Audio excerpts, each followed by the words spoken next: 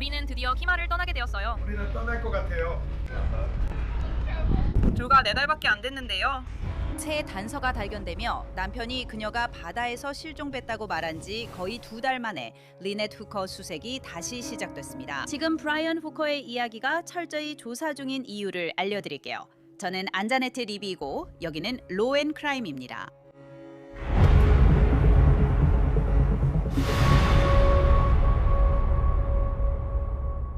리넷 후커의 가족과 친구들에게는 고통스러운 8주였습니다. 어머니이자 딸, 그리고 아내인 그녀가 실종된 지 8주가 지났고 남편인 브라이언 후커는 아직 범죄로 기소되지는 않았지만 법 집행기관의 주목을 받고 있습니다. 4월 5일 브라이언 후커는 아내 리넷이 딩기보트에서 떨어지면서 두 사람이 떨어지게 됐고 그녀가 그들의 보트 소울메이트의 열쇠를 가지고 물살에 휩쓸려 갔다고 신고했습니다. 마침내 키마를 떠났습니다. 우리는 이제 떠날 것 같아요. 불과 4개월밖에 안 됐어요. 그 부부는 요트 타는 것을 정말 좋아했고 심지어 요트에서 살기도 했어요. 그들은 틱톡 계정 The Sailing Hawkers와 유튜브에도 그들의 모험을 기록했어요. 멕시코만 횡단 둘째 날입니다. 그들은 요트 타기, 스쿠버 다이빙, 패들보드 등 모두 했어요.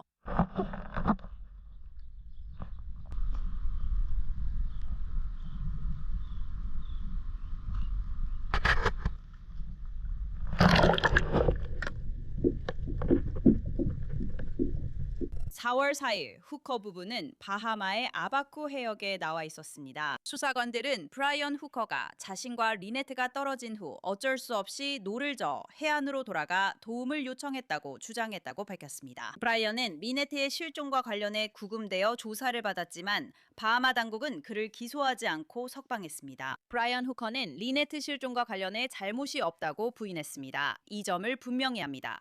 브라이언 후커가 리네트와 떨어져 있을 때의 일을 친구들에게 털어놓은 메시지가 공개됐습니다. 한 친구는 방금 뉴스에서 너희 본 거 맞아? 라고 했습니다. ABC 월드뉴스는 리네트가 보트에서 떨어졌다고 보도했습니다. 후커는 그래, 유감이지만 사실이야. 딩기 보트에서 떨어졌고 요트로 돌아올 때 파도가 거셌어 라고 답했습니다. 바람이 저를 그녀에게서 멀어지게 했고 그녀는 요트를 향해 헤엄쳤어요. 해가 거의 질 무렵이라 금방 서로를 놓쳐버렸어요. 저는 표류하면서 노 하나로 7시간 동안 노를 저으려고 애썼어요. 그러다 다음 섬 뒤쪽 해안에 떠밀려와서 도움을 받을 수 있었죠. 하지만 우리는 아직도 계속 수색 중이에요. 지금 많은 일들이 벌어지고 있지만 저희를 걱정해 주셔서 감사해요. 뉴스에 나오는 건 정말 큰 부담이에요. 그리고 방금 전에 처음으로 언론사에서 저에게 전화를 했어요. 친구가 답장했어요. 우리가 기도하고 있을게. 후커가 답했어요. 고마워 친구. 우리 가족은 지금 지옥 같아. 수색구조대에서 방금 전화가 왔는데 오늘 여러 곳을 수색했지만 아무런 소득이 없었다고 했어요. 내일 다시 나갈 예정이지만 수요일에 폭풍이 온대요. 브라이언 후커도 친구에게 전화를 걸었고 그 내용이 온라인에 올라왔어요. 그녀는 기본적으로 작은 돌풍이 부는 가운데 딩기에서 튕겨나갔어요. 대략 20노트 정도의 바람이 불었고 딩기로 돌아가는 4분의 3에서 반마일 정도의 거리였어요. 쭉 했습니다. 우리는 구명조끼를 안 입고 있었어요. 해가 지는 시간이었고 그녀가 물에 빠진 지 10분 만에 해가 완전히 졌어요.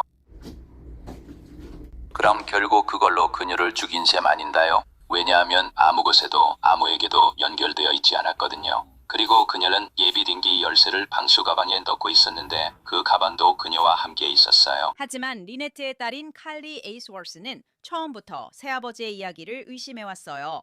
그녀는 4월에 로앤크라임과 인터뷰를 했어요. 제가 보기에는 그들이 증거로 가지고 있는 유일한 것은 과거의 관계 문제를 언급한 문자 메시지뿐인 것 같아요. 그리고 지금으로서는 실제 증거라기보다는 그냥 소문에 불과한 것 같아요. 하지만 저희 할머니나 엄마 친구분이 더 많은 증거를 가지고 있는지는 잘 모르겠어요. 엄마가 저에게는 관계 문제에 대해 그렇게 많이 털어놓지 않으셨거든요. 하지만 저는 그냥 그분들이 힘든 관계를 겪어왔다고만 말했어요. 저는 해양경비대와 이야기할 때도 이 얘기를 했고 두 분의 관계가 힘들었고 술을 마시면 더 악화된다고 말했어요. 그래서 저는 그가 예전에 위협을 했던 게 걱정돼요. 그래서 저는 그냥 그의 분노가 그를 압도해서 돌이킬 수 없는 일을 저지른 건 아닌지 확인하고 싶을 뿐이에요. 그래서 저는 그저 정말 우연한 사고였는지 확인하고 싶어요. 제 의심이 사실이라고 생각하기 전에요. 칼리 에어스워스는 브라이언 후커가 술을 마시면 폭력적일 수 있다고 주장했어요. 저는 그녀의 친구들에게서 그녀가 브라이언과 함께 있으면 안전하지 않다고 말했다고 들었어요. 왜냐하면 그가 화가 나면 무섭고 폭력적으로 변할 수 있기 때문이에요. 저는 그가 누군가를 세게 때리는 건 못 봤지만 목을 잡고 조르는 건 봤어요. 네, 그렇죠. 그리고 그걸 직접 보신 거죠. 저는 그가 딸에게 그렇게 하는 걸 본 적 있어요. 그러니까 칼리 에일스워스는 새아버지의 말을 믿지 않는 것 같네요. 그리고 미국 해안경비대도 마찬가지인 것 같습니다. 5월 14일 해안경비대는 수사팀 요원들이 후커의 범선 솔메이트를 압수했다고 발표했습니다. 해안경비대는 솔메이트 압수 현장 사진을 공개했으며 이는 형사수사의 일부입니다. 보도자료에 따르면 이 요트는 플로리다 멜버른 해안에서 40해리 떨어진 해상에서 복잡한 감시 및 납포 작전 중에 압수되었습니다. 이 일은 5월 14일에 일어났습니다. 그리고 약 2주가 지난 지금 CBS 뉴스는 수사의 정통한 소식통을 인용해 브라이언 후커의 이야기가 수사관들이 수집하고 분석한 증거와 일치하지 않는다고 보도하고 있습니다. CBS 뉴스에 따르면 바하마 당국이 해안 경비대에 이전에 수색하지 않았던 아바코 해역의 한 구역을 수색할 수 있도록 허가를 내렸다고 합니다. 솔메이트의 GPS 데이터가 브라이언 후커가 말한 것과는 다른 이야기를 보여준 이유입니다. NBC 뉴스는 한 소식통을 인용해 다이버들이 브라이언 후커가 말한 내용을 바탕으로 아바코 해역의 잘못된 구역을 수색했다고 보도했습니다. 그리고 이제 다이버들은 솔메이트에서 수집된 GPS 데이터를 바탕으로 올바른 구역으로 다시 갈 계획입니다. 저는 해안경비대에 연락을 취했습니다. 대변인은 현재 진행 중인 형사 수사를 이유로 이러한 보도에 대해 언급하지 않았습니다. 그래서 이 모든 것에 대해 이야기하기 위해 알렉스 비어를 모시고 싶습니다. 그는 범죄 수사 전문 잠수사입니다. 그는 예전에 형사 사건에서 수중 수색을 해본 경험이 있습니다. 알렉스, 오늘 함께 해주셔서 진심으로 감사합니다. 불러주셔서 감사합니다. 이것에 대해 어떻게 생각하세요? 우리가 새롭게 얻고 있는 정보에 대해서요. 뉴스 보도에 따르면 해안 경비대가 GPS 데이터에서 증거를 발견했는데 브라이언 후커의 이야기가 GPS 데이터와 일치하지 않는 것으로 나타났다고 합니다. 뉴스 보도에 따르면 그가 한 말 때문에 잘못된 지역이 수색되었다고 합니다. 이제 그들은 다시 돌아가 약 25피트 깊이 내 다른 구역을 수색할 예정이라고 해요. 어떻게 생각하세요? 저는 놀랍지 않아요. CGIS, 즉 해양경비대 수사국은 훌륭한 일을 해내고 있습니다. 그들은 매우 유능한 사람들입니다. 그래서 그들이 몇 가지 불일치를 발견하고 전자기기에서 더 많은 정보를 얻은 것은 전혀 놀랍지 않습니다. 저는 그것이 항상 의문이었고 분명히 수사의 초점이었다고 생각합니다. 그리고 이제 그들이 그것을 갖게 되었으니 저는 전혀 놀랍지 않습니다. 저는 시간 지연이 그들에게 도움이 안 된다고 생각합니다. 아시다시피 그 사건이 일어난 지 2달 정도 된 것 같습니다. 그리고 그건 상황을 더 쉽게 만들지 않고 오히려 그들에게 더 어렵게 할 것입니다. 그리고 그게 바로 제가 다음에 하려고 했던 질문이었어요. 리네트가 실종된 지 8주가 지났어요. 그리고 만약 이 물이 브라이언 후커가 주장한 것처럼 충분히 거칠었다면 그녀가 그와 떨어질 수 있었을 거예요. 그러면 그녀는 물속으로 가라앉았겠죠. 만약 그녀가 하늘이 허락하지 않길 바라지만 익사해서 물속으로 가라앉았다고 해봅시다. 그녀는 바다까지 가라앉았을 거예요. 그리고 어느 시점이 되면 자연적인 과정이 진행되죠. 누군가가 익사했을 때, 특히 파도가 거센 바다에서 기본적으로 어떤 일이 일어나는지 말씀해 주세요.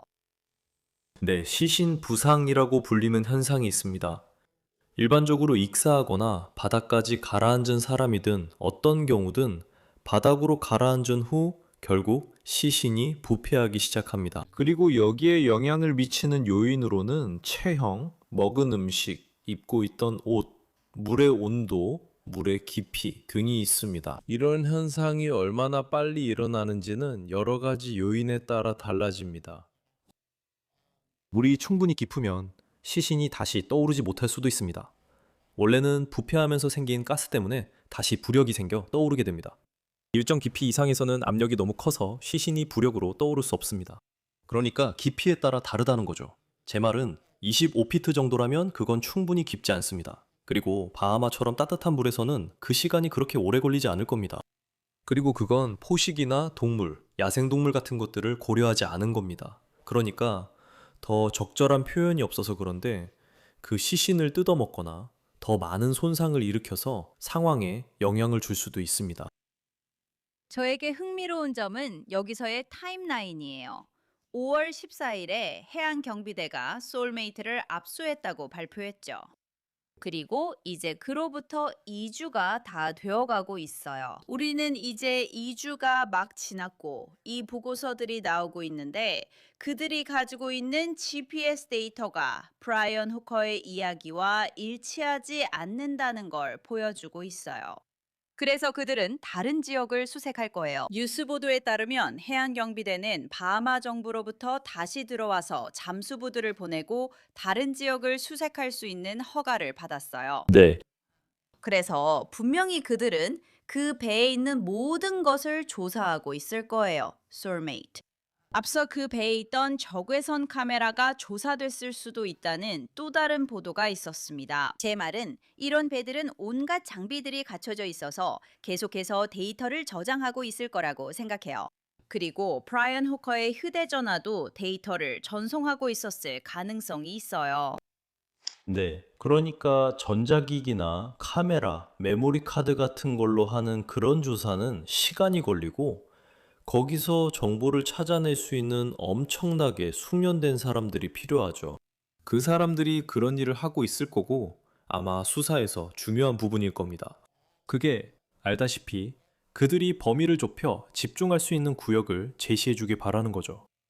그리고 그 다음에는 알다시피 해안 경비대가 수색과 구조 작업에서 하듯이 수면 수색 같은 것들을 하게 될 겁니다. 그들은 해류와 조수, 바람, 기상 패턴 같은 기상 정보와 데이터를 바탕으로 작업하게 됩니다. 그 사람이 수면 위에 있었다면 어디까지 흘렀을지 위치를 추정하게 됩니다. 그리고 그들은 그런 일에 매우 능숙합니다. 그리고 수중 관점에서 보면 아시다시피 그 물체들은 그렇게 많이 움직이지 않습니다. 그 아래에 있는 것은 여전히 그 자리에 있을 가능성이 높습니다. 그리고 잘 모르겠습니다. 제가 아는 건 제가 플로리다에서 운영하는 팀이 해안경비대를 위해 잠수를 한 적이 있다는 겁니다. 왜냐하면 이 지역에는 잠수사가 없기 때문입니다. 그리고 분명히 그들은 필요한 그룹과 인력을 투입해서 수중 작업을 진행할 겁니다. 적어도 그 지역을 확인해서 그녀가 한때 그곳에 있었다는 것을 보여줄 만한 무언가를 찾을 수 있는지 확인하려고 할 겁니다. 만약 해양경비대 수사국에서 연락이 와서 알렉스, 당신을 바하마로 보내서 잠수 수색을 해보고 무엇을 찾을 수 있는지 알아봐 달라고 한다면요. 그런 전화를 받았을 때 무슨 생각이 드는지, 어떤 어려움에 맞서게 되는지 말씀해 주세요. 제일 먼저 해야 할 일은 팀을 구성하는 거라고 생각합니다. 그러니까 올바른 인원들을 모으는 거죠. 제 팀에는 타고난 다이버들이 있는데 이들은 무언가를 찾는데 정말 뛰어납니다. 그리고 그건 훈련과 경험을 통해서 얻어진 거죠. 그러니까 팀을 구성할 때 우리가 무엇을 가져가야 할지 고민하게 됩니다. 어떤 장비가 필요할지, 예를 들어 지역을 잘 모를 때는 다이버 추진기 같은 걸 사용해서 더 넓은 범위를 더 적은 노력으로 탐색할 수 있습니다. 그래서 발차기를 해도 공기 소모가 많지 않습니다. 그리고 현장에 도착해서 지형과 수중 환경을 파악하고 어떤 상황인지 직접 확인하는 것이죠. 그리고 계획을 세워 어떻게 수색할지 정합니다. 아마도 구역을 나눠서 한 번에 한 구역씩 수색하고 하나씩 제거해 나가면서 수색 구역을 옮기고 점점 더 넓게 수색할 것인가? 사건과 관련된 어떤 증거라도 찾기 위해 모든 노력을 다할 때까지 말이죠. 하지만 이건 정말 어렵겠어요. 말씀드렸듯이 지금 우리는 8주가 지났잖아요. 그러니까 뭔가를 찾을 가능성은 이런 사건에서는 시간이 정말 중요하잖아요. 무언가를 찾을 가능성은 있습니다. 리넷이 아직 물속에 있을 수도 있죠. 레이시 피터슨 사건을 보면 알 수 있어요. 하지만 물길이 다르잖아요. 네, 확실히 그렇죠. 상황이 달랐죠. 그녀는 그 경우에는 그녀에게 무거운 물체가 묶여 있었다고 믿었어요. 우리는 이 모든 상황에 대해 정확히 알지 못해요. 우리에겐 브라이언 후커의 이야기만 있고 그게 우리가 아는 전부예요. 여기서 무슨 일이 더 있었는지는 전혀 알지 못해요. 우리는 무슨 일이 있었는지 추측하고 의심할 뿐이에요. 그러니까 제 말은 그녀가 아직도 물속에 있고 그들이 뭔가를 발견할 가능성은 얼마나 될까요? 정말 말하기 어렵습니다. 맞아요. 그렇죠. 이번 수사에서 시기가 전혀 도움이 되지 않았어요. 어떤 것도 찾는 데 있어서. 그렇다고 해서 그게 없다는 건 아니지만 확실히 더 쉽게 만들지는 않았어요. 제 말은 지금 이 시점에서 따뜻하고 열대의 바닷물에서는 찾게 될 건 뼈이고 다른 건 아니라는 거예요. 만약 그게 옮겨지지 않았거나 실제로 그녀가 물속에 있다면 말이죠.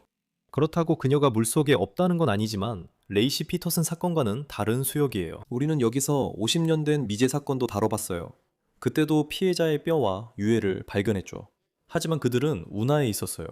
어디로도 흘러가지 않았죠. 그들은 차 안에 밀폐된 상태였어요. 하지만 불가능한 건 아니지만 확실히 훨씬 더 어렵습니다. 가능성도 있습니다. 브라이언 후커의 말이 사실이 아닐 수도 있습니다. 확실히 그래요. 네. 그녀가 물속에 없을 수도 있고 다른 곳에 있을 수도 있습니다. 그건 알 수 없지만 잠수부를 다시 투입했다면 그녀가 물속에 있다고 의심하는 것 같습니다. 아니면 혹시 그 공간을 그냥 제외하려고 하는 걸까요? 최선을 다해서 모든 가능성을 다 확인하고 싶을 거라고 생각해요. 사람들이 답답해한다는 것도 알고 있습니다. 모두가 답을 원한다는 것도 알고 있습니다. 그래서 수사기관의 입장에서는 모든 가능성을 다 검토해서 정말 할 수 있는 모든 것을 다 했다고 말할 수 있도록 최선을 다하고 싶을 거라고 생각합니다. 제 개인적인 의견으로는 바하마처럼 작은 섬들로 이루어진 곳에서 예를 들어 누군가를 묻는다든지 그런 일을 굳이 육지에서 했을 이유를 잘 모르겠습니다. 그런 일은 훨씬 더 쉬운 방법이 있거든요. 제 경험상 플로리다에서는 사람들이 뭔가를 없애고 싶을 때 예를 들어 범죄에 사용된 총기라면 호수나 운하에 던져버립니다. 그러면 아무도 그걸 찾지 못할 거라고 생각하죠. 하지만 올바른 정보와 좋은 출발점이 있다면 그리고 그게 정확하다면 그런 것들을 찾아낼 가능성이 아주 높아집니다. 이제 GPS 위치 자체도 훌륭하자죠. 출발점이 될 수 있지만 그건 대략적인 위치일 뿐입니다. 그건 여기 바로 이곳이었어 라고 아는 것과는 많이 다르죠. 실제로 그런 일이 있었어요. 누군가 여기 서서 저쪽에 던졌어요 라고 하면 저희가 시야 없는 3m 물속에 들어가 찾아보면 바로 그 자리에 있더라고요. 마치 전혀 움직이지 않은 것처럼요. 만약 그녀가 떠올랐다면, 만약 그런 일이 일어났다면 그때는 또 다른 여러 가지 상황에 노출되는 거죠. 그리고 멕시코 만류 등 해류를 고려하면 정말 넓은 지역입니다. 그래서 불가능하다고 말하고 싶진 않지만 말씀하신 대로 가능성은 정말 낮아요. 여기서 브라이언 후커와 리넷이 딩기보트를 타고 떠난 후 그가 그녀의 실종을 신고하기까지 몇 시간 정도의 공백이 있었어요. 알다시피 이 사건, 그녀가 실종되었다는 비상 상황을 신고했죠. 그래서 여기에는 또 다른 가능성이 있어요. 알다시피 저는 그를 선의로 해석해 보려고는 해요. 하지만 그녀가 무언가에 눌려서 그 아래에 있을 가능성도 있어요. 그럴 가능성이 있습니다. 그럴 가능성이 있고 제 생각엔 이렇게 해야 한다고 봅니다. 당신이 가지고 있을 마지막으로 알려진 GPS 위치에 핀을 꽂고 그 시간대를 확인한 다음 그 시간 동안 이동할 수 있는 거리를 끈으로 표시해서 큰 원을 그려야 합니다. 그리고 그 원 안에서 그 일이 일어났을 수 있습니다. 그건 굉장히 넓은 범위입니다. 9시간이고 심지어 시속 6노트로 가는 요트라 해도, 그러니까 엔진 동력으로 움직인다고 해도 그건 정말 큰 지역입니다. 하지만 그게 당신의 출발점입니다. 그리고 나서 거기서부터 점점 넓혀가야 하죠. 그러면 엄청난 자원과 시간이 필요하게 됩니다. 그리고 그게 바로 당신의 일이라는 걸 알죠.